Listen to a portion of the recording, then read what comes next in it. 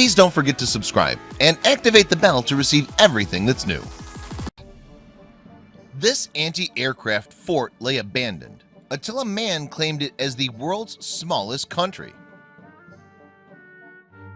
Contrary to what many people might think, brand new countries such as Africa's South Sudan continue to be created in this day and age, but that doesn't hold a candle to the story of the Principality of Sealand, an abandoned World War II anti-aircraft installation struggling for recognition as the world's smallest state.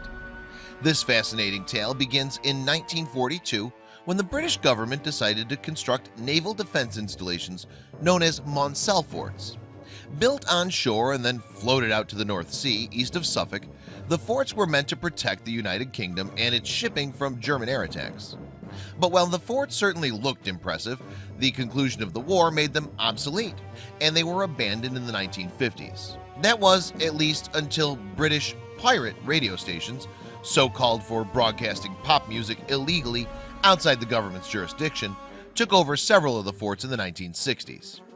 This is how Roy Bates, a former British Army major of the Royal Fusiliers, discovered Fort Ruffs in 1966. Indeed, Bates had originally planned to use the fort to transmit his own pirate radio station, Radio Essex. However, after consulting with his lawyers, Bates decided to do something completely unheard of. He would assert that Fort Ruffs is terra nullius, a term to describe territory which is not under the sovereignty of any state and can thus be taken into possession of whoever claims it.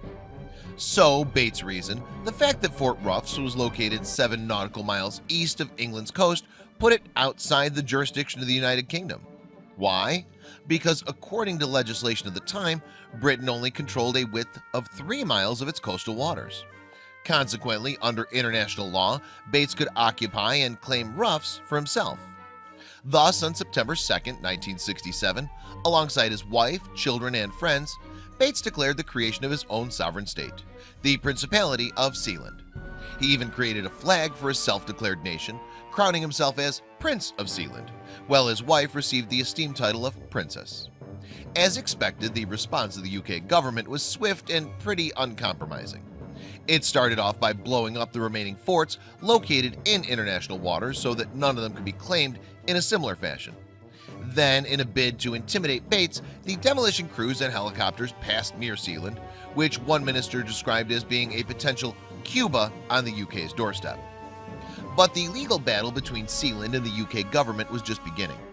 Indeed, in 1968, boat workers sent to repair buoys near the fort verbally abused Bates's children, 14-year-old Michael and 16-year-old Penny. Michael thereupon responded by firing off some warning shots toward the boat. As a result, the elder Bates, who was still officially a British citizen, was summoned to court to answer for the firearms charges in November of 1968. And the proceedings soon turned into a discussion over whether or not the UK could enforce its laws in Sealand. Surprisingly, perhaps, the judge ruled in favor of the Bates family.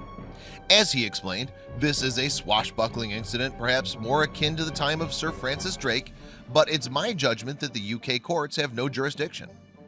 Moreover, although the judge may not have meant it, the Bates family used the judgment as a basis to assert that the British government recognized Sealand's sovereignty. After all, an independent state can only exist if other countries and international organizations recognize its existence.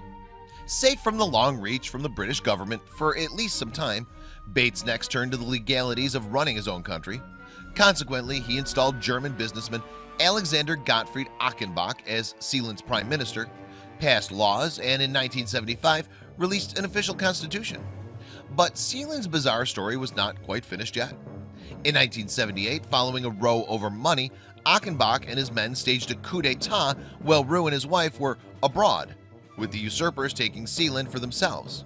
At this point, most people would have probably given up the dream of running their own country, but not Roy Bates. Alongside his son, the retired Army major subsequently mounted a daring helicopter raid on Sealand in the early morning.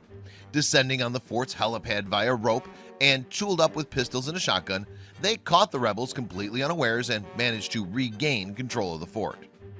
Then, in a surreal turn of events, Bates ended up jailing Achenbach's lawyer for treason, forcing Germany to send a representative from their London embassy to broker a deal for his release. As a result, Bates later argued that this constituted the second effective recognition of Sealand sovereignty by another nation. Since then, life in the world's smallest country, or technically a micronation, since it's not recognized by most governing authorities of the world, has been more peaceful.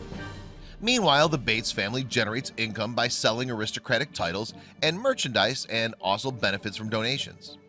In addition, Sealand provides web hosting and data services, and because of its unique legal status and in an echo of its past, it's even been approached with purchase offers by the likes of torrent website Pirate Bay.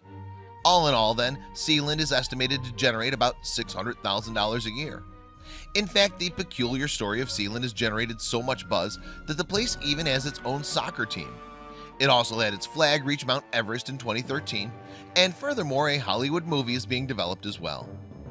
Although Roy Bates died in 2012, his son Michael has been running the operation since 1999 and plans to pass on the torch to his own son James in due time, continuing the Sealand royal dynasty.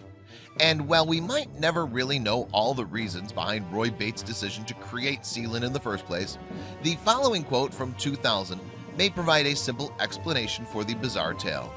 "I like a bit of adventure," he said. "It's the old British tradition. Maybe Britain's changed, but there's still a lot of us still about."